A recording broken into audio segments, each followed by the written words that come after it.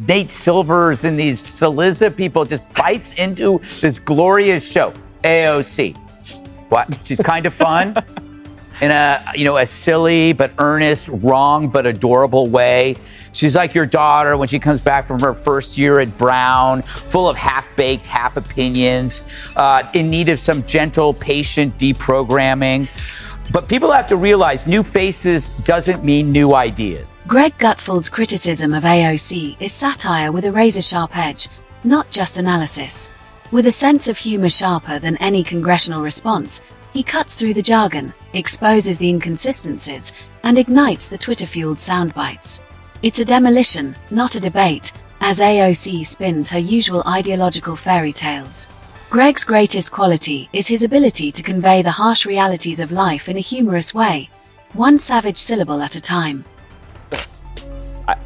Where did she grow up again? Westchester? Westchester. She represents Queens. And she wears plaid, and then she has little ski things with like a 60-pound backpack, like she does that. I have never seen, and she showcases her whole life on social media. You can never see her in private. Everything is on social media.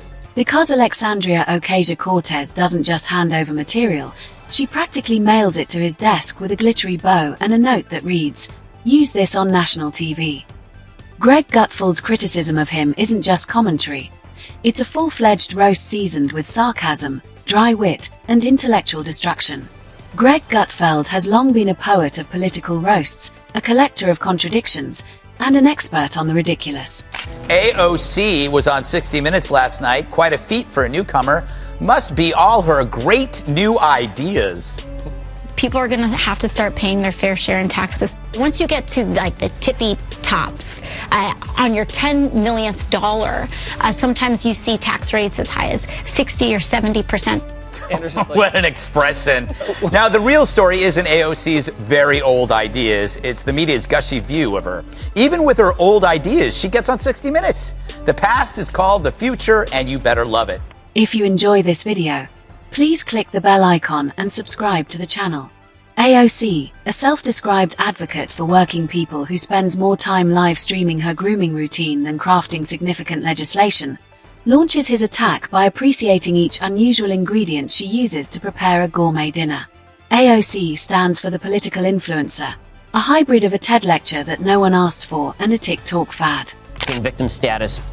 Why is it, Greg, that you can't challenge someone to a debate on the ideas without being accused of being a jerk? Like, I don't think Ben Shapiro has ever catcalled in his life. Well, the thing is, what if a woman had challenged her to a debate? So she's actually being the sexist. I think Candace Owens did. Oh, really? Now there you go. She has, like, because doubled the money. So to answer your other question, she had to cloak her weak ideas in the armor of a smear. He starts by pointing out that she is a walking contradiction because of her economics degree, which she uses in every debate like Thor's hammer, even though it appears to have been printed on the back of a Starbucks loyalty card. This point doesn't even need to be stressed by Gutfeld. It's amazing to him that someone with a degree in economics actually doesn't understand how supply and demand work. AOC has never introduced a fresh idea or issue in her life. The reason why she gets along with Bernie is because she's like an 80-year-old leftist in a used bookstore. I mean, she may look fresh, but she's as stale as an abandoned futon on the street. It's like, I listen to her, I go, I heard that at Berkeley in 1983. She a Green New Deal makes utopian promises, uses unicorn dust to finance them, and believes that nobody will notice that the maths is more shaky than her Instagram filter in low light. It reads like a rewritten extra credit work from a 10th grader during a yoga retreat. Gutfeld adores how AOC's statements and actuality diverge. She shouts against capitalism while wearing clothes that cost more than a month's rent in the Bronx, and she talks about unfairness while flying first class to climate conferences. Greg takes down the picture to reveal the real performance. He sees her as the political equivalent of a pretty candle, bright, fashionable, and worthless in the event of a power failure. Then comes her social media antics, which are like an all-you-can-eat buffet. This event was meticulously prepared for social media, not for actual administration. Gutfeld examines her obsession in great depth while seeming to be indignant. AOC accuses someone of moral offenses in addition to disagreeing with them when they use a term that she disapproves of.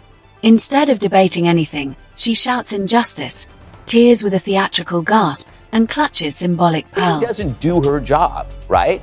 She makes movies, she goes to galas, she sits for glossy butt-kissing interviews in GQ and other women's mags. Once you get over the fact that you're hollow inside, it's not a bad life.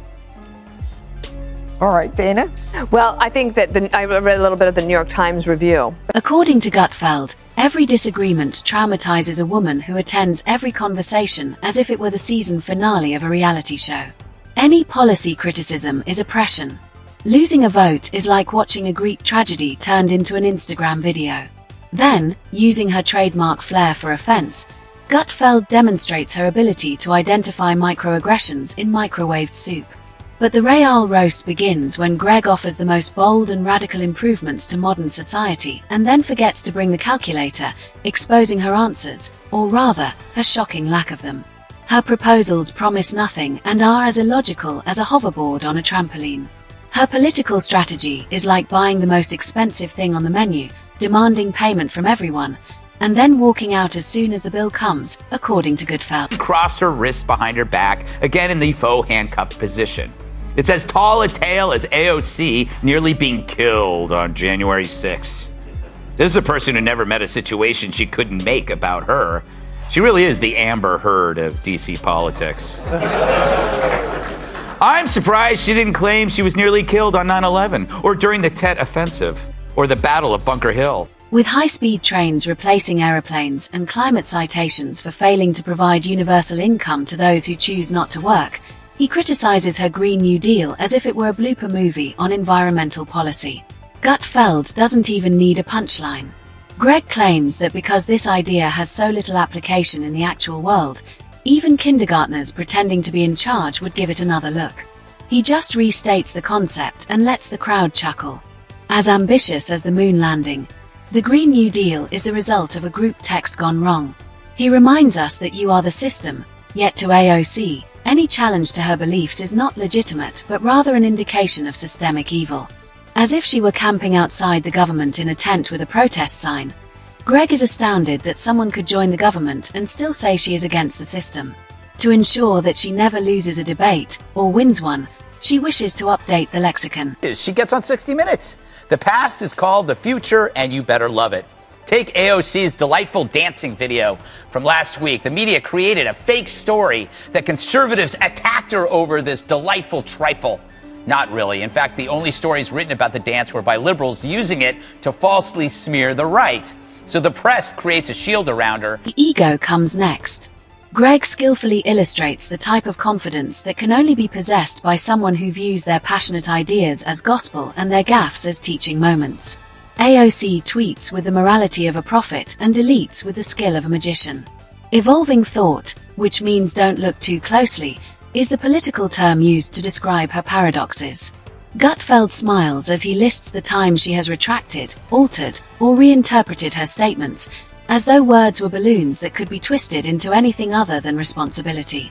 She shares carefully planned selfies with messages criticizing structural inequity and sells items with thought-provoking themes that were probably created over a brunch meeting with marketing interns.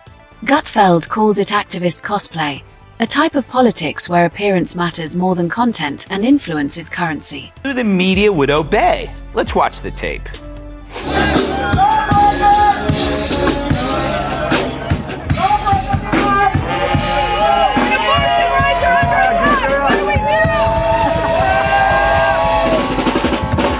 You know, she'd be a great mime, like the Latina version of Marcel Marceau. He calls attention to the way she makes herself the protagonist of every issue and frames it as a conflict between good and evil. This, of course, means that every vote is a vote for justice. Persecution follows every critique. In the ongoing fight for civilization, every small policy disagreement turns into a clash. Greg compares her political position to a soap show, where she is the protagonist. Capitalism is the adversary, and everyone who criticizes her is viewed as a real threat to democracy. It is humorous and both dramatic and tedious.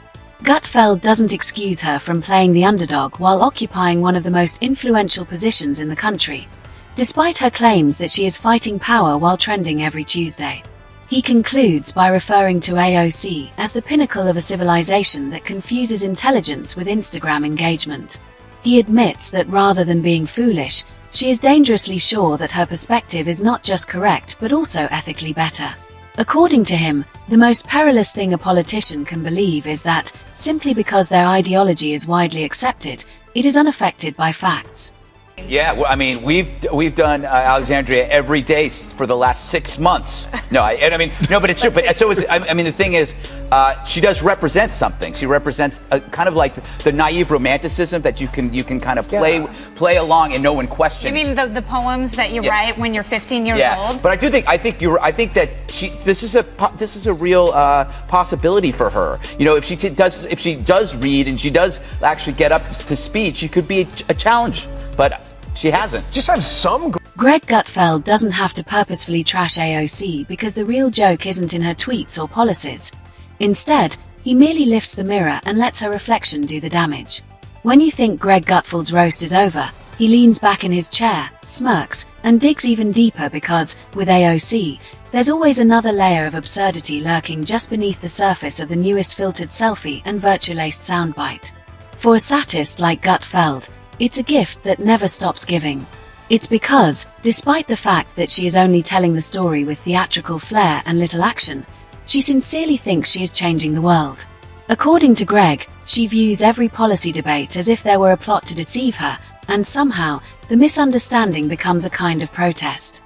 She emotes, fails to solve problems, and starts conversations instead of contributing, which is code for throwing a digital tantrum.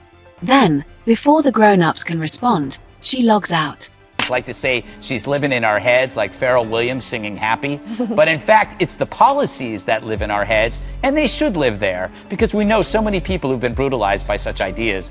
When you hear someone talk about socialism like it's a fun new way to pay down my college debt, you gotta scream.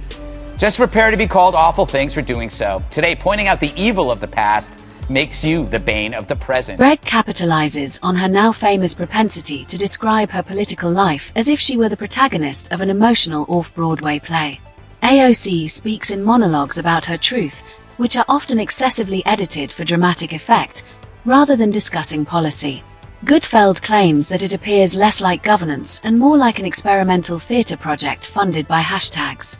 She will compose an article explaining how the illumination in the Capitol symbolizes dictatorship after criticizing injustice for 5 minutes. She will then talk about fashion politics. The AOC's use of clothing as a weapon, as if it were a constitutional amendment, makes Gutfeld roll his eyes with delight. The infamous "tax the rich" dress was more than just a tagline. It was a performance piece full of hypocrisy and irony.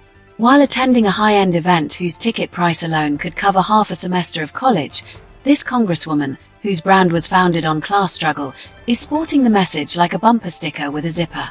Greg goes beyond the comparison of wearing a Let It Burn t-shirt to a firefighters convention. Gutfeld makes fun of her obsession with reworking all English terminology for AOC. Nothing suggests that boundaries are as necessary as they formerly were.